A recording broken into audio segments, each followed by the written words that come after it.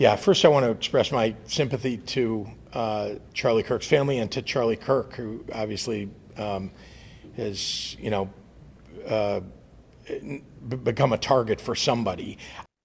I'm shocked, devastated.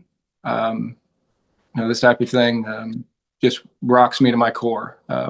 Honestly, I saw the video and I thought it was a AI something. It couldn't be real. So I'm devastated. I don't know whether it's political violence because I don't know who did it. I know they seem to have somebody in custody. But I will say that political violence, unfortunately, has been ratcheting up in this country. We saw the shootings, the killings in Minnesota. We've seen other political violence occur in other states. And I would just say it's got to stop. And I think there are people who are fomenting it in this country. I think the president's rhetoric often foments it. We've seen the January 6th rioters who clearly, have tripped a new era of political violence. And the president, what did he do? He pardoned them. I mean, what kind of signal does that send to people who want to perpetrate political violence? Not a good one.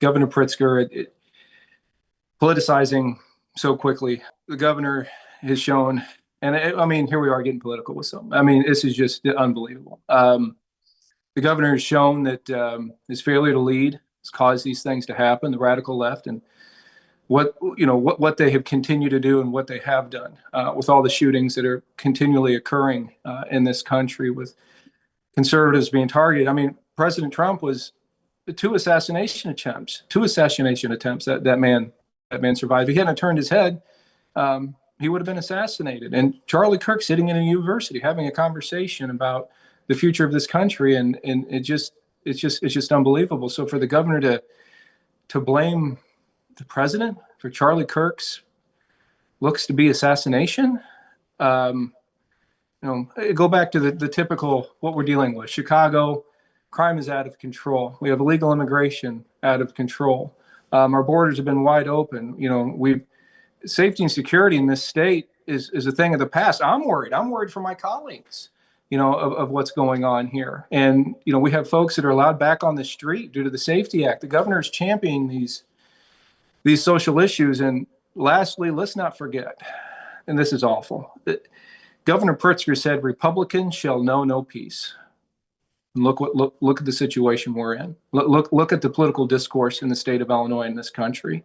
We have to get back to reasonable political discourse.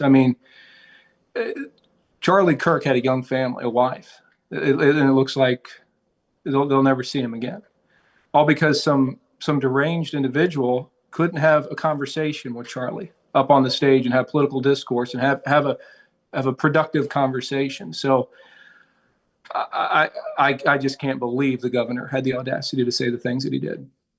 I'd call for peace and civility. I don't want anybody else to get hurt. I don't care what political affiliation anybody is. We all have families. We all have our own opinions about this country and what we see and how we think it should be governed. And at the end of the day, it's politics. You go home to your family, and you believe in God, and I'm praying for Charlie continually.